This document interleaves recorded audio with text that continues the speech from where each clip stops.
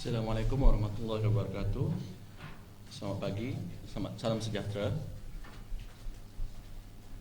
Saya Raja Ahmad Iskandar Faris, wakil bagi Biro Dasar dan Biro Anggota Jawatankuasa Pelan Tindakan PRU15, juga merangkap Setiausaha Publicity bagi DAP Wilayah Persekutuan Kuala Lumpur.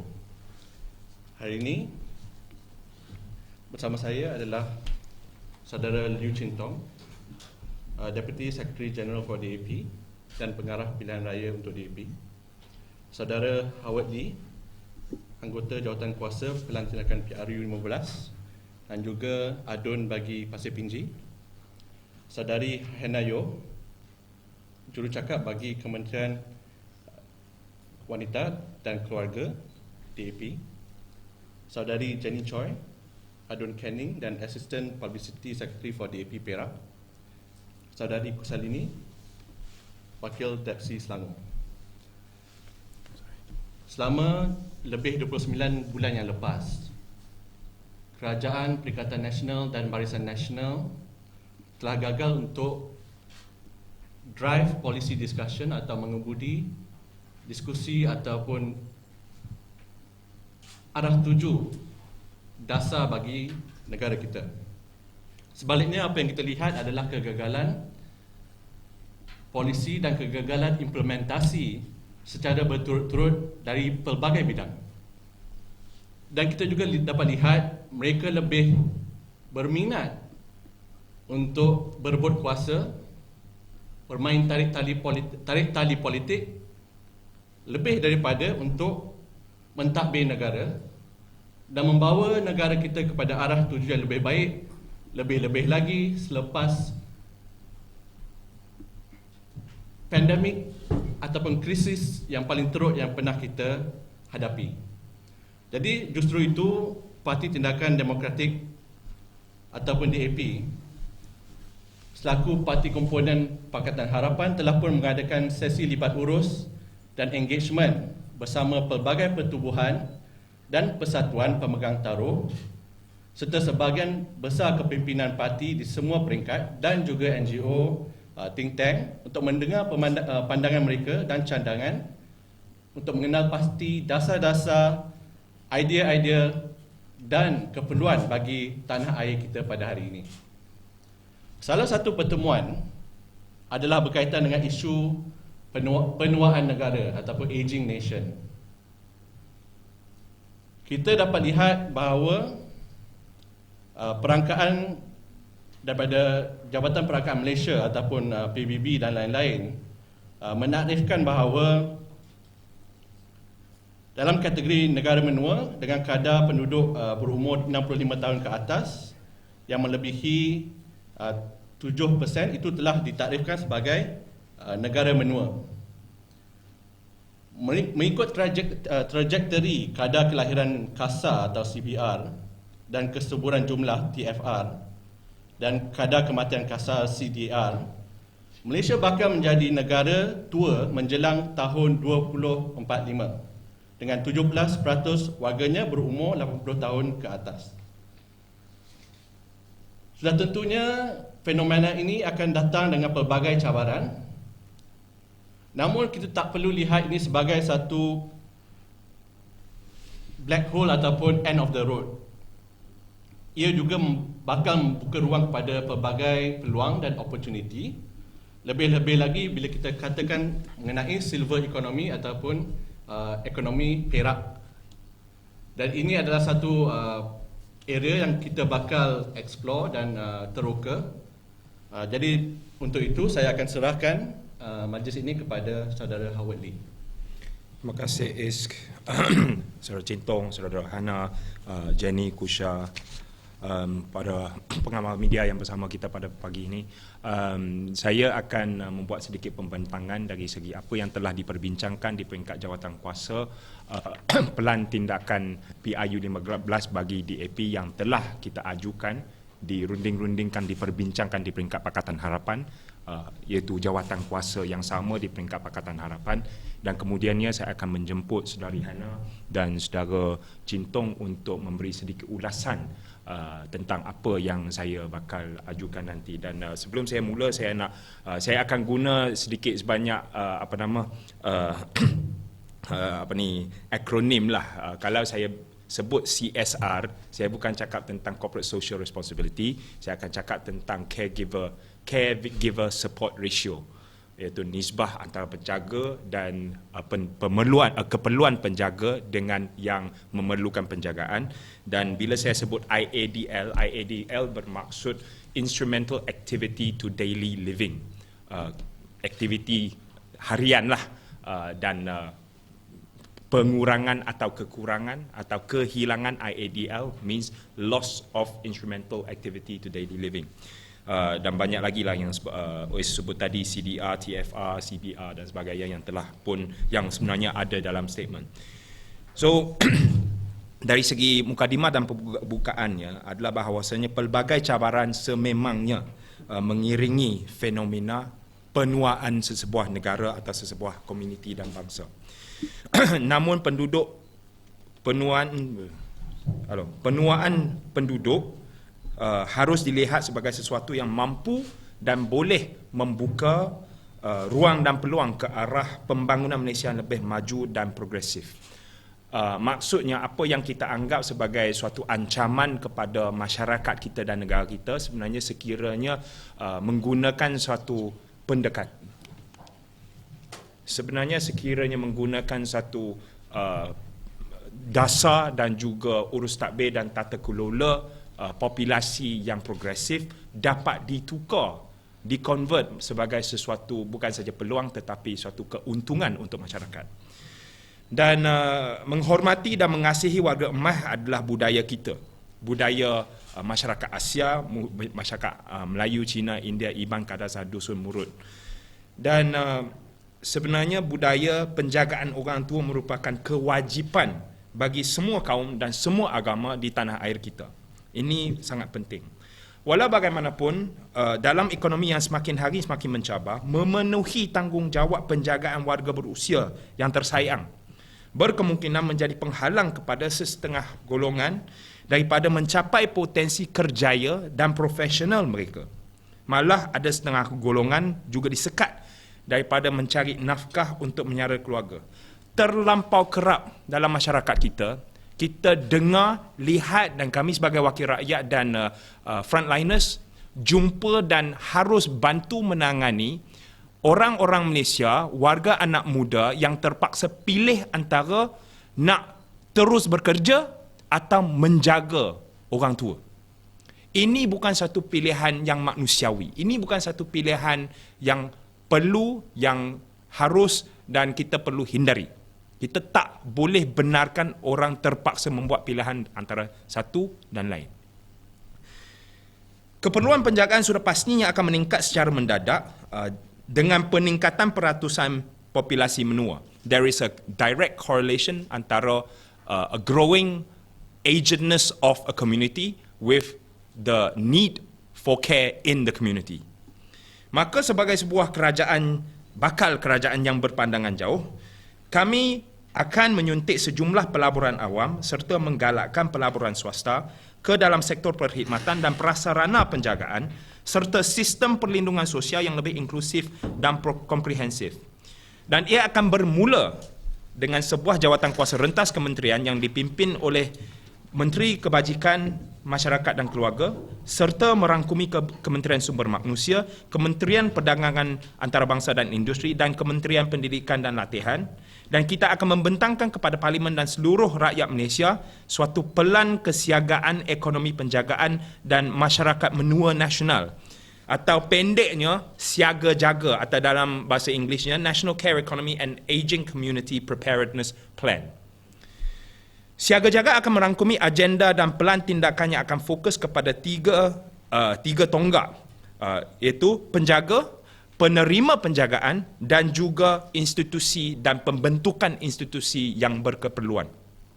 Pertamanya, dari segi institusinya, Kita perlu memprofesionalisasikan sektor penjagaan supaya diberikan tahap dan darjat penghormatan yang tidak kurang daripada sektor-sektor kesihatan berkepakaran yang lain seperti kejururawatan dan fisioterapi. Keduanya, pembinaan kapasiti dan latihan untuk mencapai nisbah sokongan penjaga atau CSR, Caregiver Support Ratio, yang setimpal dengan negara tua menjelang 2035. Dan ini dalam konteksnya adalah bahawasanya menjelang tahun 2045, lebih daripada 17% daripada Malaysia, rakyat warga Malaysia akan berumur 80 ke atas. 17% daripada rakyat Malaysia akan berumur 80 ke atas. 2056 pula 20% akan 80 ke atas. Memperkasakan institusi kekeluargaan melalui pemberian insentif kepada keluarga yang berkediaman bersama warga emas. Duduk dengan orang tua, kerajaan harap-harap, sekiranya kami jadi kerajaan akan memberi bantuan kepada mereka yang duduk bersama dengan orang tua. Menggalakkan melalui insentif cukai dan sokongan upah bagi majikan dan pengusaha yang mengupah dan melatih semula warga berusia supaya mereka terus aktif dan menyumbang ke arah produktiviti. Tonggak kedua atau teras kedua, bagi pihak penjaga, golongan penjaga atau caregiver, modul kesedaran dan latihan berkenaan penjaga diri dan penjagaan warga emas bermula di bangku sekolah sehingga ke tempat kerja. Keduanya menggalakkan melalui insentif cukai dan sokongan upah bagi majikan dan pengusaha yang mengupah dan melatih semula warga berusia supaya mereka terus aktif dan menyumbang ke arah produktiviti. Ketiganya menginstitusikan bantuan dan allowance penjaga bagi golongan yang terpaksa berhenti kerja disebabkan memenuhi kewajipan menjaga anggota keluarga yang ditimpa musibah. Dan bagi yang last, iaitu penerima penjagaan atau carry dalam bahasa Inggerisnya, menggalakkan melalui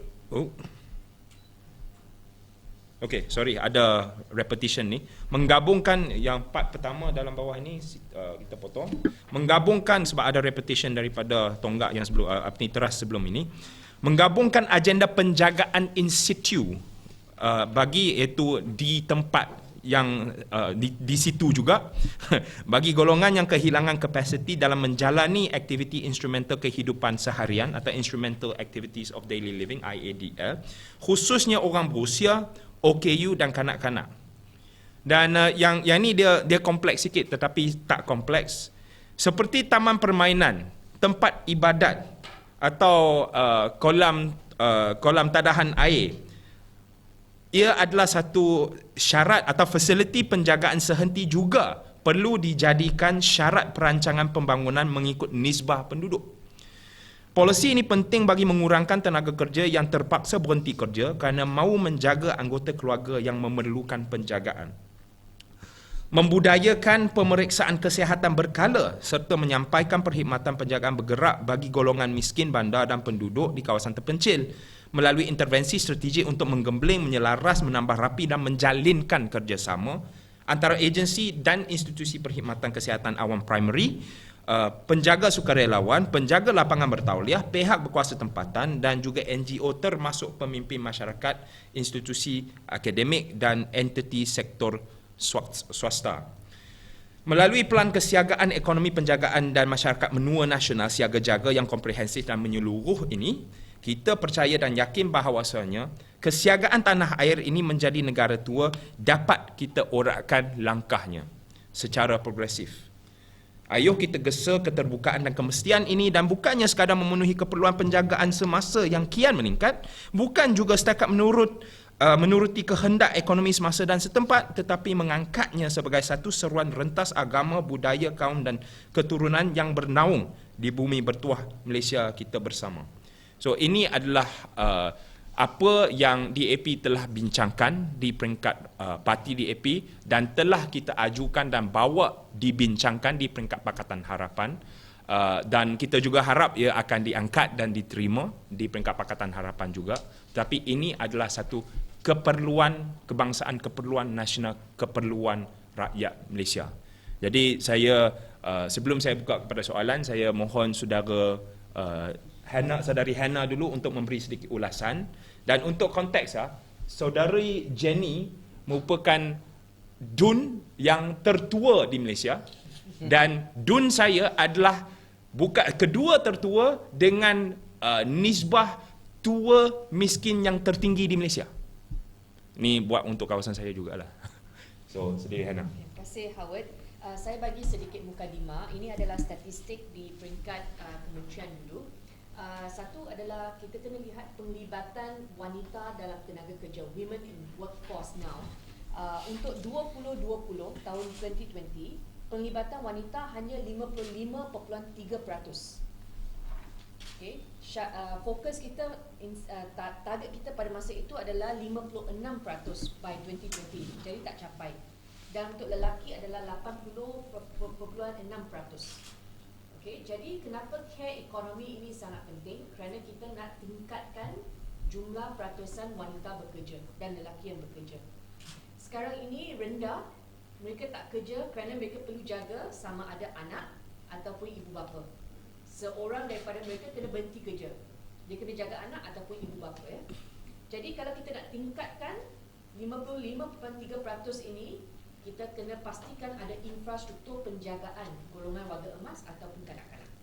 Okay, itu mukadimah. Untuk warga emas, populasi kita untuk tahun 2030. Tadi Howard bagi 17% untuk 2045. Target yang paling dekat 2030. Jadi dalam 8 tahun kita akan mencecah 15.3% warga emas. Daripada jumlah ini, populasi adalah 5.8 juta. Lelaki dan wanita hampir sama, 2.9 million untuk lelaki, 2.9 million untuk wanita. Warga emas. Okey. Jadi untuk kita buat persiapan, semua poin ini adalah penting untuk pastikan golongan warga emas dijaga. Tetapi untuk kita bergerak ke sana, kita kena pastikan ada infrastruktur dari segi agensi untuk buat garis panduan. Sekarang ini siapa yang bertanggungjawab?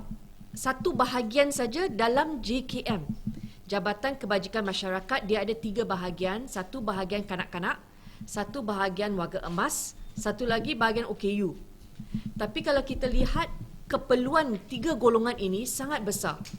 Dan kalau kita lihat keperluan mereka untuk buat pemantauan, buat garis panduan, buat perancangan, satu bahagian sahaja tak cukup. Itu sebab kita kata mulakan dengan agensi. Agensi kanak-kanak, sepatutnya ada agensi yang menjaga keperluan warga emas. Jadi semua poin ini penting dan saya percaya kalau Pakatan Harapan menang kerajaan nanti, kita akan pastikan kita wujudkan infrastruktur seperti ini untuk laksanakan apa yang Howard telah cakap. Okay. Kalau mereka dibiarkan begitu saja, tak ada garis panduan, sekarang ini care ekonomi dia tak boleh tumbuh. Dia tak boleh tumbuh kerana apa? Dia ada masalah garis panduan. Kalau saya nak wujudkan satu home, saya ada 3 tempat saya nak lari. Saya kena pergi dapatkan kebenaran PBT, kebenaran KKM. Kalau kena bagi ubat kepada warga emas, dia perlu ada KKM. Kemudian Kementerian Wanita, JKM. Okay? Kemudian KPKT, bomba. So, ramai orang, dia tak apply, dia give up kerana terlalu susah. Dan care ekonomi ini, dia tak boleh charge mahal. Itu sebab tak ada orang nak buat. Kalau kita nak tumbuhkan ini, basic infra seperti ini kita kena selesaikan. Terima kasih Saudari Hana yang sebut tadi, orang yang memang betul-betul itu keilmuan untuk mohon pun bukan main punya susah nak dapat kelulusan pun. Ya. Yang setakat ini saya ada bantu sekurang-kurangnya 4 rumah atau pihak untuk memohon, semua tak dapat. Okay. So, Howard, just this point on one point on approval. Yeah. Okay, kenapa tak dapat? Dia selalu dapat bantahan penduduk. Penduduk akan kata saya tak nak warga emas mati di taman saya. So dia orang pantang. Asian dia pantang. Okay, so siapa-siapa yang mohon dia akan dapat banyak bantahan. Okay, so itu sebab orang give up. Kemudian bila dia bantah, point Howard untuk nombor 3, seperti taman permainan dan tempat ibadat, dia kena syaratkan.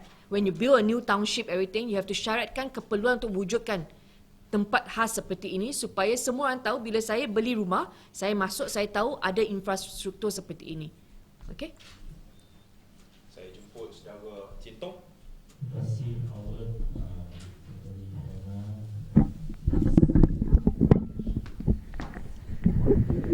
Jenny. semua yang hadir dan saudara-saudara. Saya hanya ada 2 poin saja. Satu ialah ini adalah salah satu usaha bagi pihak DAP supaya memberikan suntikan ataupun nafas baru terhadap pembahasan politik kita. Pembahasan politik kita, perbincangan politik kita terlalu tertumpu terhadap politik kepatisan. Tetapi maklumat politik sebenarnya dasar. Kerana hanya dengan dasar yang baik baru kita boleh ada masyarakat yang selesa, masyarakat yang masyarakat yang makmur. Demi maklumat ini adalah usaha DAP dan saya harap lebih banyak perbincangan boleh dimulakan supaya media dan juga secara umum kita boleh bincang tentang dasar dan bukan saja politik kepatisan. Poin kedua saya ialah apa yang disebut oleh Hannah dan Howard ni penting kerana ekonomi kita memerlukan idea baru. Ekonomi kita tidak hanya boleh bergantung kepada model yang lalu. Model ekonomi kita sekarang ni tidak berubah. Idea ekonomi kita tidak berubah dan kita tidak dapat menemui cabaran-cabaran yang kita hadapi, termasuk a very low female labour participation rate, which is a serious challenge. We are much lower than Vietnam, lower than our neighbouring countries. So a low female labour participation rate can only be dealt with dengan ekonomi penjagaan, with a strong and comprehensive care economy. Then we can deal with the questions of a low female labour participation rate. And with a higher female labour participation rate, we will have a better quality economy. Ekonomi kita terlalu bergantung kepada buruh tidak berkemahiran, termasuk atau terutamanya buruh tidak berkemahiran dari kalangan pekerja asing atau warga asing. Apa yang diperlukan ialah penglibatan dari semua lapisan masyarakat supaya ekonomi kita lebih berkualiti, ekonomi kita lebih berdaya saing. Okey, terima kasih. So sebagai penutup kepada pembentangan saya sebelum kita jemput soalan, saya di sini nak merayu menjemput malah jawab parti-parti politik seluruh tanah air untuk membincangkan atau sekurang-kurangnya mula perbahasan tentang ekonomi penjagaan dan ekonomi Perak. Bukan sebab saya datang dari negeri Perak dan kebetulan negeri Perak merupakan negeri yang paling tua. Okey, jadi dia betul jugalah ekonomi Perak untuk negeri yang paling tua itu negeri Perak. Saya mencabar semua parti politik untuk bincang kerana sebenarnya ada kepentingan politik sebenarnya. Kenapa? Kalau kita tengok statistik yang saya dapat dari pelbagai sumber, adult population Malaysia merupakan 22 juta. 22 juta daripada keseluruhan populasi Malaysia adalah adult population. Dan ada kajian yang menunjukkan bahawa lebih daripada 5.1% daripada entire adult population Malaysia pernah mengalami atau diperlukan memainkan peranan sebagai informal caregiver. Dan informal caregiver ni dia bertahap-tahap, dia berperingkat-peringkat. Ada yang perlu menjadi informal caregiver secara sepenuh masa. Ada yang mungkin dia perlu kerja sebelum ni full time, sekarang kena part time kerja sebab separuh masa dia dipaksa untuk menjaga orang tua atau orang yang ada di rumah tangga yang sama lah. Jadi golongan ini boleh dikatakan kalau 5.1% of 22 million, dia 1.2, 1.3 million rakyat Malaysia yang lah ni semua pengundi yang memerlukan penjagaan. Katakan menjelang tahun 2030 di mana 15% ke atas. Sekarang ni 7%. 2030 15% ke atas akan berumur 65 ke atas. Golongan ni bukan kecil dan memang orang yang lebih tua akan lebih memerlukan penjagaan. Jadi pihak perlukan penjagaan, bilangannya besar, memang ramai. Yang akan menjadi penjaga atau terpaksa menjadi penjaga, bilangannya ramai. Mereka ni semua pengundi. Sekiranya kita tak ada satu dasar dan suatu pelan untuk membantu mereka yang perlu dijaga dan perlu menjadi penjaga, ini adalah satu blind spot dalam dasar negara dan blind spot perbincangan dasar di negara kita dari sudut pandangan politik. Jadi saya mencabar semua parti politik di luar sana, mulalah ayuh kita bincang, kita bahas dan kita rangkakan dasar yang benar-benar menyeluruh untuk menjaga penjaga dan menjaga mereka yang perlukan penjaga yang lama-kelamaan akan menjadi satu golongan yang cukup besar di Malaysia. Saya buka untuk soalan atau apa-apa tambahan daripada Jenny atau Kusha. Any questions?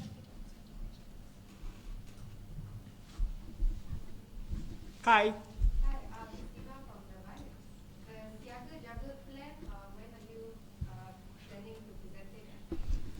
Okay, this is a very, very good question. I will start with, right now, the executive summary is here of Siaga Jaga.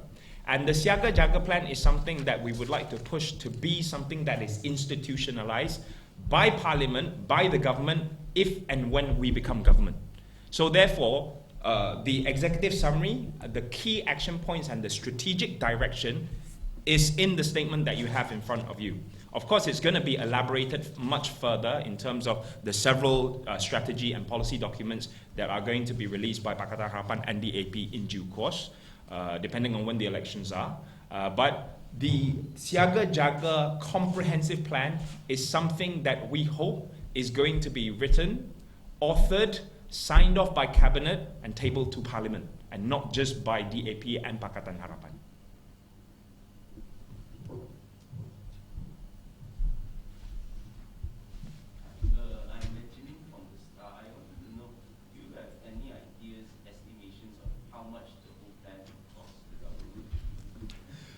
Now, of course, I'm going to be very frank.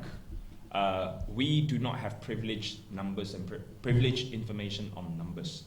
I'll give you an example. Questions have actually been asked.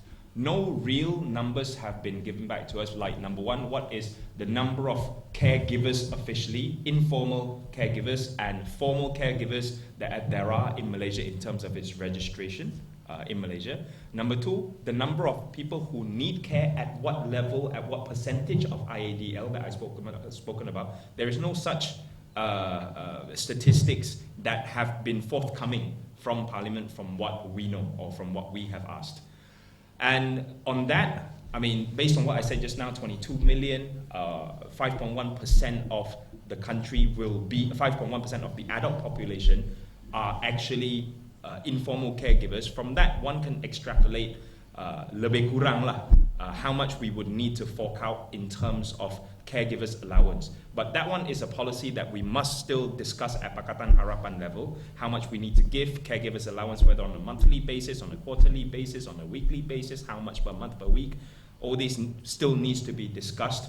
But what I and we have been pushing for is a 10 billion plan over a 5-year period, whether it's 3 billion, 2 billion, 1 billion per year, and then thereafter. That is still open to be discussion. This is the strategy position that we need to take, both in facing the realities of our country right now, but the numbers, we will come to it, we'll cross the bridge when we come to it, but perhaps Hannah can add and Jis can add. I add first? Just to frame the discussion, I think when we talk about care economy, it's important to differentiate that it's not a cost center, it's not an expense, it is an investment, because for each and every investment in caregivers, we are actually unleashing potential and productivity of the economic actors. So in case like a person is caring for the family, investment in that carer can actually free up their time to do productive work and also pursue their passions in life. So when we talk about this discussion, of course, when we consider the cost, people will always think this is as a cost center, but we want to shift that mindset, we want to shift that paradigm, that this is an investment for the future. We are looking towards a society that is aging and edging towards aged nation. If we don't address this now, we will be in very deep trouble. So, yeah, suddenly, Hannah? Yeah. So the other way of looking at it is not just the cost to manage this care economy, but also the cost we pay for not managing it. For example, for children, you have baby dumping. For these senior citizens, as we can observe during the lockdown, you have senior citizens dumping, where the numbers are increasing in homes operated by JKM. I don't have the latest data, but we constantly hear of people leaving their parents behind. And the other thing is also when you spend on care economy, you're sending women back into the workforce. So from a 54%, assuming you can jump to 60, 70% or 80%, that value is far greater than any amount you spend. Just one more thing I want to cover on what you discussed just now about where the money comes from and how much it's going to cost. I'll give you one specific line that is going to cost 300 million.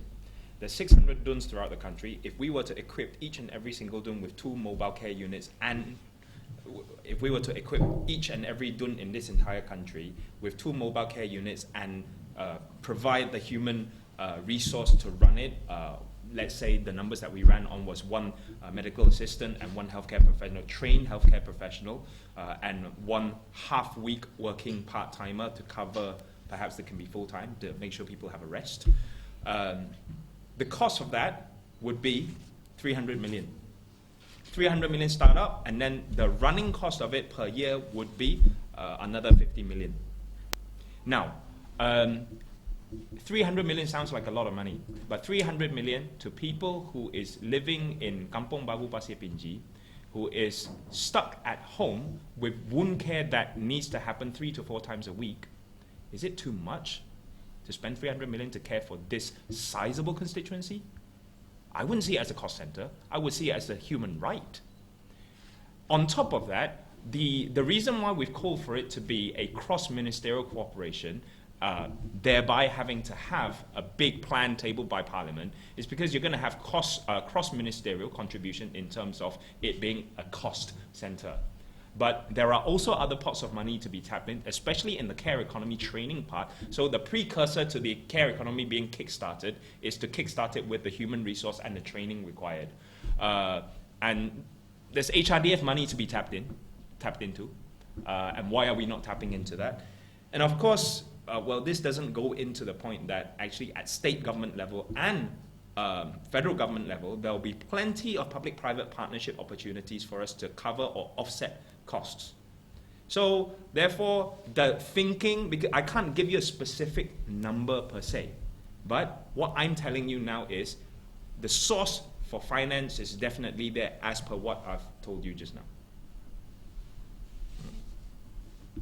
Oh, by the way, I'm a TVET professional. I'm a chef by trade. I have to make that clear. Tak pernah masuk university. But right now, carers are not seen as professionals. And thereby, carers are not paid like professionals. Why? Why? Kan kita orang Asia, kita hormat orang tua, kita nak jaga orang tua. Itu budaya kita. Tapi kenapa kita bayar penjaga bukan macam orang Asia yang jaga orang tua, yang sayang orang tua? And if are there any more questions? Oh yes, go on. Hi, I'm Aiden from FMT. Previously we talked about the cost of proceeding with this initiative, but what's the cost on the economy I think Hannah will be able to answer this fully. How many households are now put on hold while waiting for a domestic helper to come in because the women need to go out to work and they have to quit their job, right? And the other thing that Howard talked about, how they are not paid like a professional. What the Harapan do in the 22 months, we were already preparing and rushing for the social worker profession bill to be tabled in Parliament, and we've been asking for that after Sheraton Moon for it to come. And of course, Rina Harun has said that they will put in, when we were left, the bill was almost ready to be tabled. It was on one of Dr. Wan Aziza's agenda to table it, right?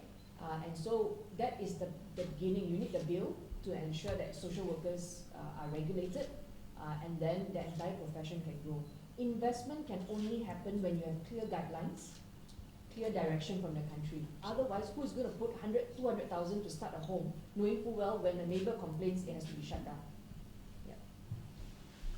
Jintong, anything to add on this? Actually, we are facing a labor crunch now, and it's not a uniquely Malaysian phenomenon. It's a worldwide labor crunch, post-COVID labor crunch. So throughout the world, you're hearing that, say, in the United States, in Australia, everywhere else, everyone is talking about labor crunch. And this is precisely the moment to deal with the questions of a very low female labor participation rate. More women getting into the workforce and at a better pay, it will help the economy to transform. And this is precisely the moment that we have to start investing massively into the full range of care economy. What is presented today is mainly aged care, but I think beyond that, we will have to also, as a society, as a nation, we will have to discuss and debate and to act on the full range of care economy in order to transform our Malaysian economy, particularly as far as the questions of a very low female labor participation rate is concerned. Sorry, I have a couple of follow-ups based on what has been asked. So firstly, about tabling Siaga Jaya if you'll be tabling it as a private member's bill, or you're open to ruling governments, whatever that may be, to table it. So that's the first question. Maybe respond first. To start with, this is not a bill. I'll be very frank and very clear. This is a This political is agenda. a political agenda. This is about transforming and transitioning the country to politics for policy, whereby if and when we become government, then we'll talk about it being a bill. But I think we're looking at something that's even beyond the bill. It's a national 5-year or 10-year plan, a preparedness plan to care for the people of Malaysia who need care, and to transform or to even create a new economic subsector called the care economy, and also to be prepared to care for the aging community and society that we already are. So I hope we've made it very clear this is a political agenda to transform politics of Malaysia. And my second question is about financing. So without getting into actual figures, when we spoke about the 10 billion to kickstart the care economy. Over 5 years at least. Over 5 years. Yeah. But in the If we're in government. okay. But in the longer term, to provide allowance and subsidizing care service, what's the mechanism maybe to fund all this? Maybe dip into tax pool, or are you talking about payroll contributions like SOCSO? As I mentioned just now, there are different pools and pots of money, HRDF lah, public-private partnerships lah, cross-ministry contributions, etc., etc. Now, I must speak strictly as Howard Lee and not as the party nor PH on this. I have previously spoken about a co-payment structure in terms of really revolutionizing healthcare and care in its entirety. But I'm also aware of the fact that this is not something that we can fiscally as a nation, and neither is it socially acceptable to ask for people to pay more than they are already right now. I'm fully aware of that. But we need to at least start the discussion. Discuss we must, but there are existing pools of money and pots of money around in all ministries and HRDF and agencies and GLCs around to make this happen, I'm sure. But we must start discussing a different funding model, a more progressive and more, I would say, more in-depth funding model and sustainable funding model than what we have right now. And if it comes to, as you would plan already, this 10 million should be managed by this agency and this elderly agency. As I mentioned it, the reason why it needs to be a plan tabled to Parliament, it has to be something that is a national plan like RMK, is because this is a huge national agenda that will involve literally like at least 6, if not 10 to 12 ministries. It's like TVET. It's like, well, this is not just about aged care. This is care for all and caring for those who care. So I would say, I mean, it's already in the statement, this is cross-ministerial, it's a literally all of government and all of society approach that we need to do, and we need to institutionalize it as something of the darjat of an RMK. If you look at the current growing trend, Kyrie spoke about it recently about dementia. Dementia is a big problem for the senior citizens group, and very often now everybody always reads about missing person. Those days you're only dealing with children. Now you're always dealing with senior citizens going missing because they cannot find their way home. Nobody's looking after them. A year and a half before my grandfather passed away, he was missing for a whole day. The whole family went into overdrive in literally going around Ipoh. The stress, the tension, the emergency and the sense of urgency to find him, not because of just his safety, but what danger he could bring to Rose, because he drove. The cost of society not doing anything about it is huge. And this is just my family.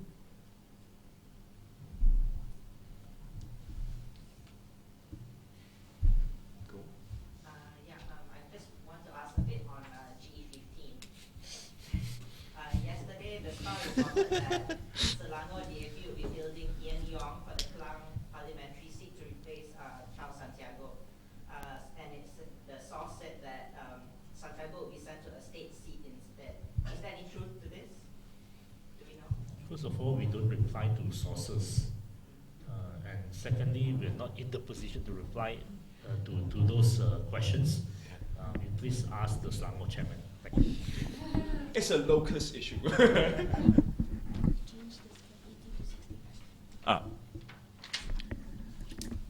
Sorry. Now, on the statement, there's a.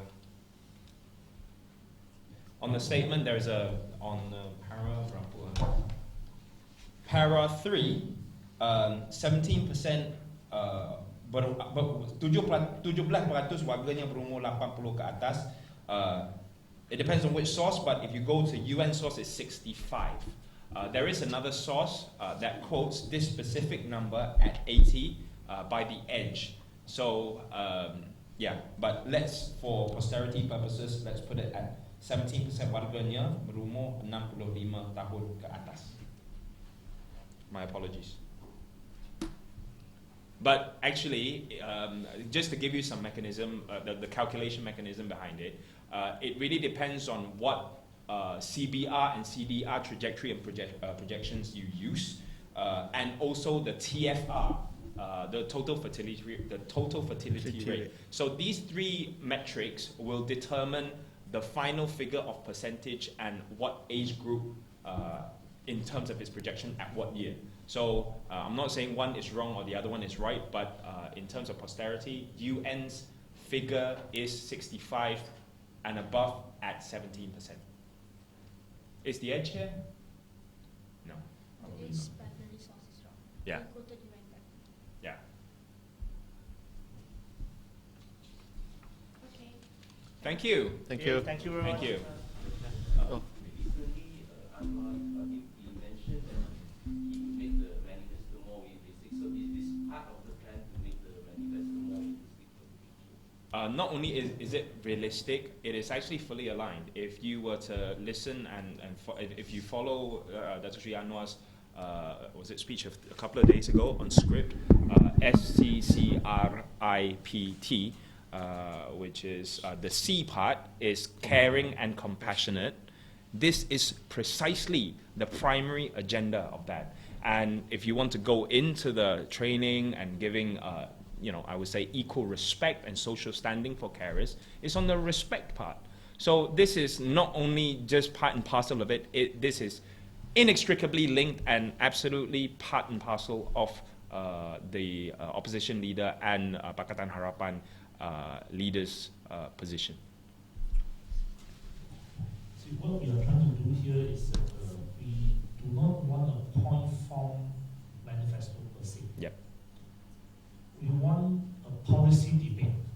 Okay, today is an initiative, and there will be more, in order to kickstart policy debates.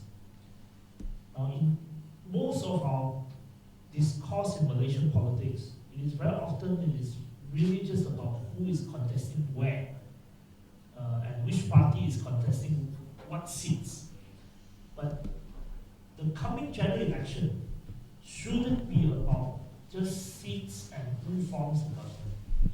The coming general election should be about what agenda we have and how to bring the nation forward. It is not just about the political parties, but it is really about how to bring Malaysia forward in this climate of global crisis. We are facing multiple crises, and it is time for us to think through as a society, as a nation, and to talk about these things. These are things that concern every one of us, whether now or in 5 years' time or in 10 years' time. Most of us will be in the positions of caring for someone. Now, how do we deal with it?